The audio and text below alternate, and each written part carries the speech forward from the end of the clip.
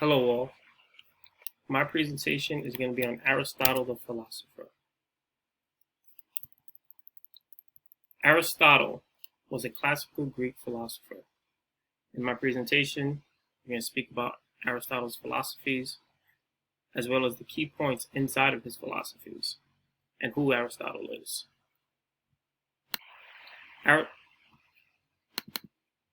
Aristotle's life began in 384 BC in Stagira, Greece, also known as Macedonia. When Aristotle was 17 years old, he enrolled in the Academy of Plato. Aristotle spent 19 years at the Academy. He was 37 years old at the time when he left. 338 BC, he began tutoring Alexander the Great. Aristotle in 335 BC created his own school in Athens called the Lyceum. Aristotle's philosophical writings can be divided into 5 categories. That would be logic, science, metaphysics, ethics, and rhetoric. But Aristotle's beliefs are interdependent, and it's hard to pick out key points. So some of those key points in his philosophies are 4 causes, matter and form, substance theory, and virtue theory. Aristotle applied his understanding of these key points to previous philosophers. Later on, he would influence his own time period before gaining major influence during the rise of Christianity in Europe. Many philosophers today measure themselves against Aristotle himself. But let's go into Aristotle's theories. The first one we're going to dive into is Aristotle's 4 causes. Aristotle claims that there are 4 causes needed to explain change in the world. These causes are material, formal, efficient cause, and final cause. The material cause is what something is made of. The human body is made of cells. A metal box is made of metal. Computers are made of different electrical components. All these different materials, what they do is they cause the properties of an object.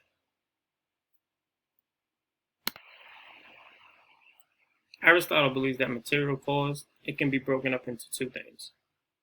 One is prime matter, and the other one is proximate matter. Prime matter has no properties at all. Aristotle believed that prime matter really didn't exist, theoretically. But proximate matter is things such as a car, a phone, wood, a table. These are actual properties of an item. Then there's the formal cause. Formal cause is the essence of an object. An example of this would be the human body. The human body is a collection of cells who have properties and functions that come from a particular arrangement and each know the function that they have to do. Now, if you just had a collection of cells that had no purpose, that wouldn't be a formal cause. A human body, that is the formal cause. The efficient cause, well, that's the what did that part of it.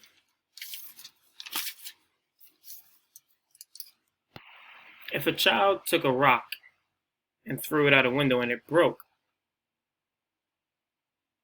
then the rock is the efficient cause of breaking the window. Change is created by an efficient cause. If you smell food cooking, your nose smells the food. The smell hitting your nose causes you to know that something is being cooked. All efficient causes do is answer the question of what did that. But it does not answer how it was done. Now you have the final cause. The final cause tells you why the efficient cause do what they do. Why formal causes do what they do. Why is it that rocks break windows? The final cause tells you that rocks break windows because rocks are hard. And windows can be brittle. This can also be applied to human beings. Why do human beings exist in the world? Aristotle's response would be that human beings exist to make more human beings because we are alive. What we're going to do is move on to the next theory, which is material and form.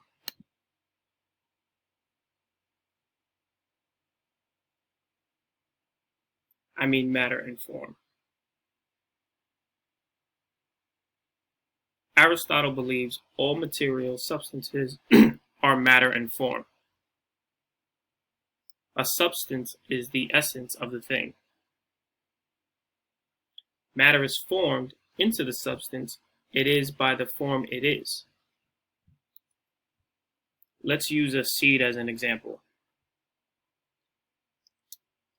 The seed would be considered the material substance. So the seed itself does have matter and form. The state and nature of the seed is the form's arrangement. Now that seed has a process it goes through in order to mature and grow. It will absorb the necessary nutrients from where it has been planted, and it will dispose of any waste that it has to dispose of as it continues to grow. This happens at all levels. This happens at all levels with the seed, including its atomic and cellular level. The seed's form creates the properties and also the activities of the seed. The matter is just determined by the seed, which allows those properties to appear. This is Aristotle's understanding of matter and form. Matter and form combine to make material substances. All matter is formed by a form to make a material substance. What we're going to do now is go back and jump into one of his other theories, which is the substance theory. Aristotle's substance theory is the belief that substances are the ultimate things. This is the basis of Aristotle's philosophy. Aristotle has two categories: substance and accident. Now, no accident can occur without a substance, but a substance can exist without an accident. A substance would be something like a car, a plane, a computer, even a wall. But the accident is something like standing up or throwing a bat through a window. One way to look at it is that you can look at substance as the noun. Substances can be people, places, or things. Now, the features of that substance, well, that's the accident. They tend to always be the subject or the object of the actual sentence. The substance theory is something we should believe for a couple reasons. It allows us to keep our common sense of understanding the world. Like the rock analogy that I used. Rocks break windows. This allows us to keep our standard understanding of the world to be accurate. The second thing is that it allows us to understand the integration of scientific things with our common sense. One example that I've heard of is like sound waves. They're things just like a lake would be a thing. But what happens is that scientists, they explain to us how sound waves reach our ears. It allows us to understand from what we know in order to understand what we don't know. I don't understand how it gets to my ear, but with the explanation that a scientist gives, it allows me to understand it that much better. We're going to go into Aristotle's last theory, which is his virtue theory. The virtue theory speaks about how nature has built into us the desire to be virtuous. This theory is based on our own character.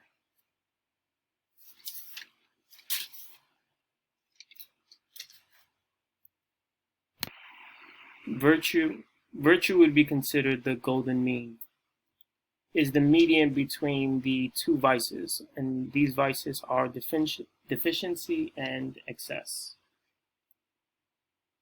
Aristotle believes that the nature has built into us the desire to be virtuous, just to be a good person. In order to follow that guidance, people have to follow people who they consider more exemplars, people who are very virtuous, and you learn by watching them and repeating their actions. It can become a habit, which allows you to now be a virtuous person. The golden mean is the median between those deficiency and excess. It means that if you see a fire, excess would be running into the fire trying to save people. Deficiency would be not doing anything and walking by. That virtue, which is the balance in between, would be trying to contact authorities so that they can pull people or try to stop the fire itself. Aristotle believes that once you attain all this, you will then have eudaimonia, which is a life well lived. Eudaimonia is a life of trying to always be better. It is a life of constantly pushing your limits and creating new success. In conclusion, Aristotle set the foundation of what Western philosophy follows. His beliefs are the natural forces that can be explained by logic and reason. His conclusion has been correct, and his perspective has influenced multiple generations.